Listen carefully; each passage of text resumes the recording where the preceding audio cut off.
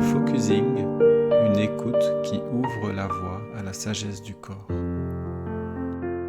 Aujourd'hui, j'accueille Élise qui est psychologue. Salut. Salut Élise.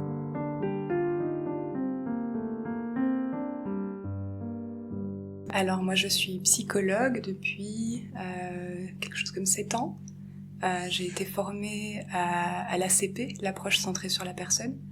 Et suite à ma formation en ACP, j'ai prolongé par une formation en focusing que je pratique en séance avec les personnes qui... Ouais, Donc tu dis que tu as été formée à l'ACP, c'était pendant ta formation de psychologie ou c'est par la suite, quelques années après Oui, c'est ça. Donc j'ai fait les études de psychologie et puis après en formation en psychothérapie.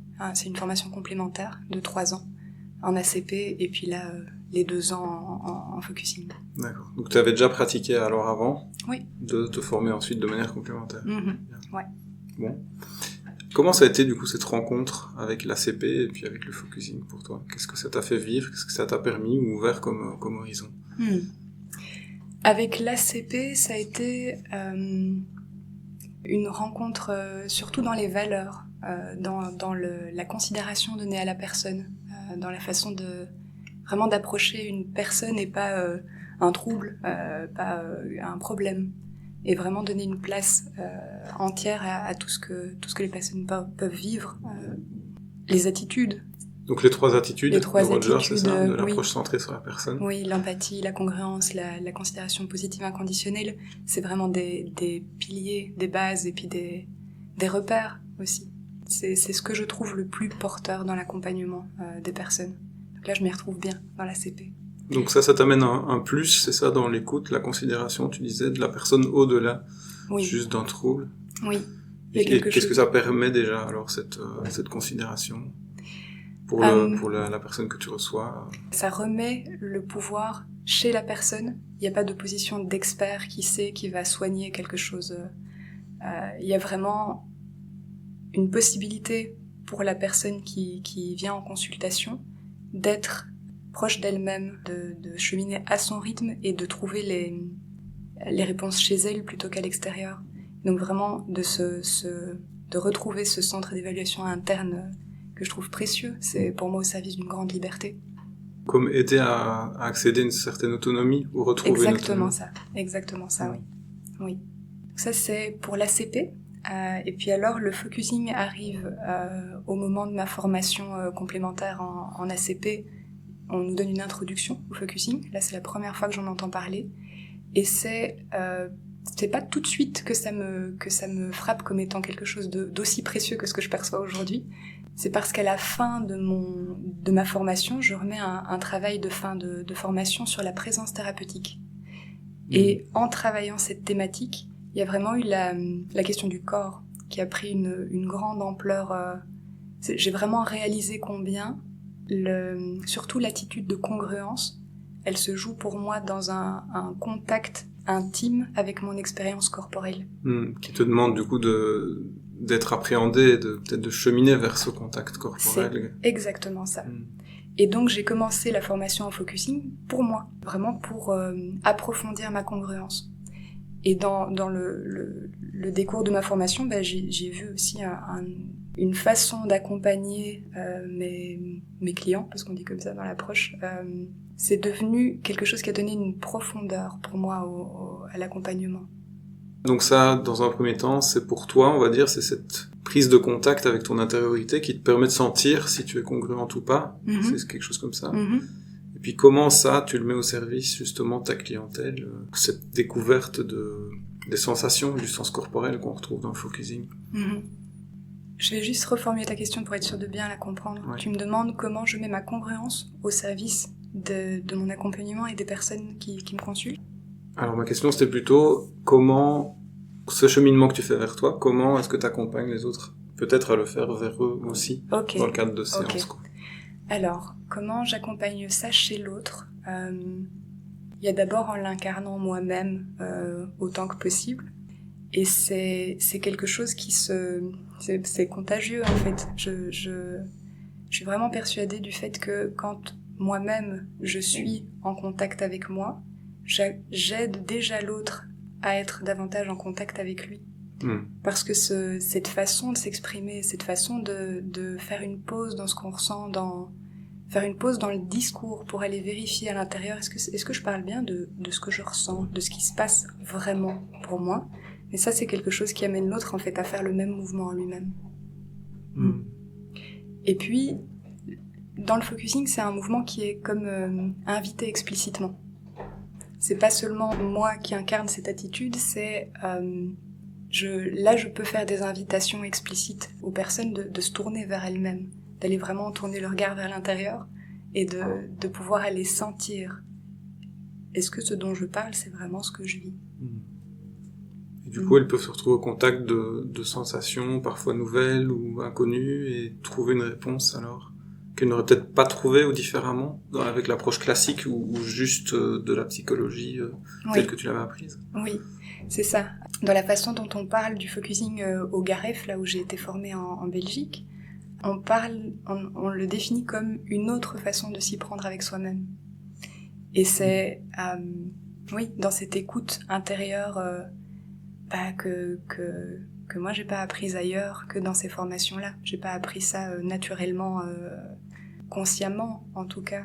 Et comment tu concilies du coup ces nouvelles approches ou cette manière différente de relationner, d'écouter, d'amener dans cette intériorité avec justement le cursus que tu as eu au départ, enfin la première formation que tu as eue, qui j'imagine a dû contenir des concepts, de la théorie, voilà, toutes sortes de choses, peut-être moins tournées vers l'expérience directe de l'instant. Oui. Comment ça s'articule ou se complète éventuellement? Oui. Ça se complète, ça, c'est très juste de le positionner comme ça. Ce que je peux dire, c'est que mon écoute avant le focusing était plus intellectuelle, plus dans comprendre rationnellement un discours. Mon écoute aujourd'hui, elle est plus proche de l'expérientiel, de l'experiencing. Elle est liée à ce qui se vit dans l'instant, et en moi et en l'autre. Et c'est pour moi là que se trouve le lieu du changement. C'est vraiment dans cette capacité à être à ce point proche de ce qui est au moment où on en parle, et dans le fait de pouvoir donner de la présence et de l'écoute à ça permet à ces choses-là de cheminer et de se transformer, de s'ouvrir ou de s'ouvrir aussi en signification. Ce que ça crée aussi que j'adore dans le focusing, c'est cette surprise. On ne sait pas encore ce qu'on va dire. On n'est pas dans la répétition de ce qu'on sait déjà, qu'on a déjà raconté à tellement de psy, à tellement de proches, dans la plainte qui reste comme ça. On est dans autre chose. Il y a quelque chose de nouveau qui émerge, qui surprend la personne elle-même, qui la découvre au moment où elle en parle.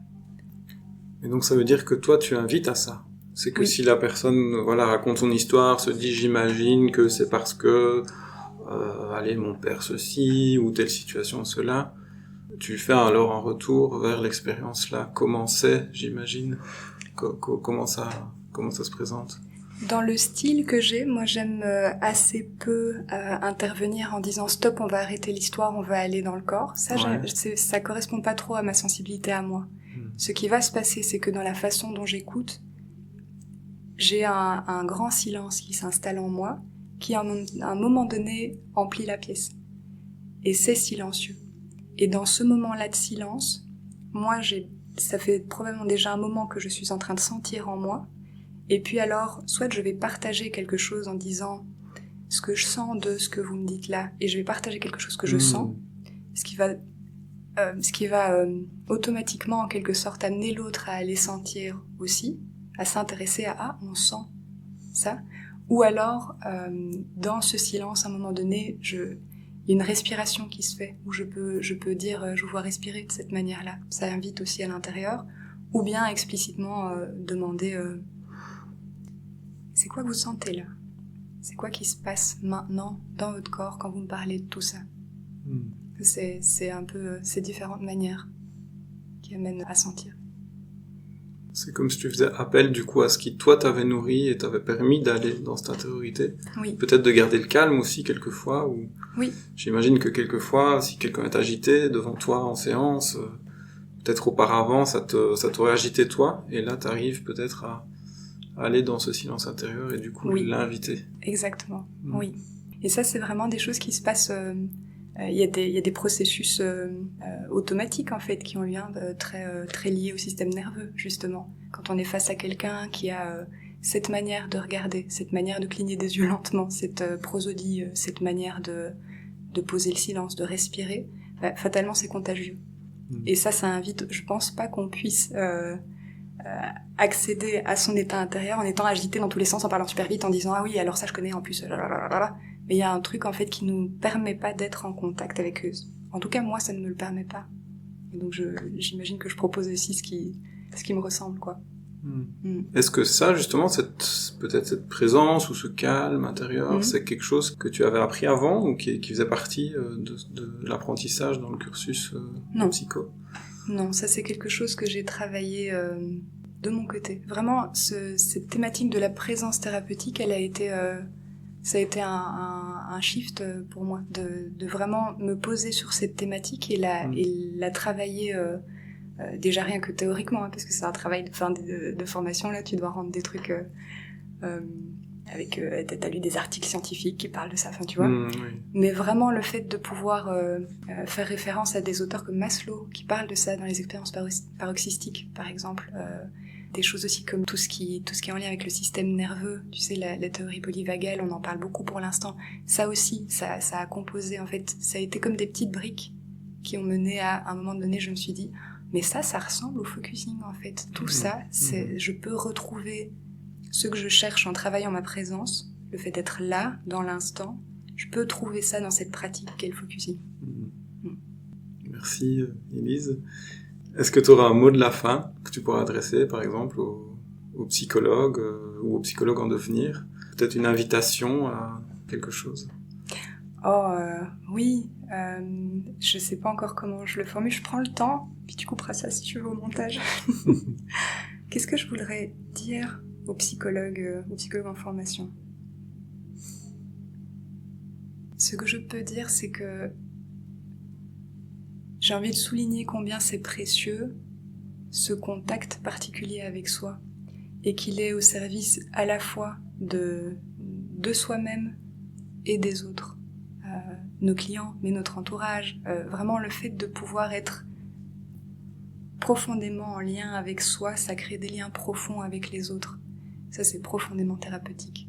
Alors, c'est comme si je me disais, s'il n'y a qu'une seule chose à apprendre, c'est quand on veut accompagner des personnes qui en ressentent le besoin, c'est cette capacité d'être là, y compris avec les grandes souffrances qu'on peut rencontrer, en soi ou en l'autre. Et ça, pour moi, le focusing, c'est vraiment le bon compagnon. Merci. Voilà, avec plaisir, merci beaucoup à toi.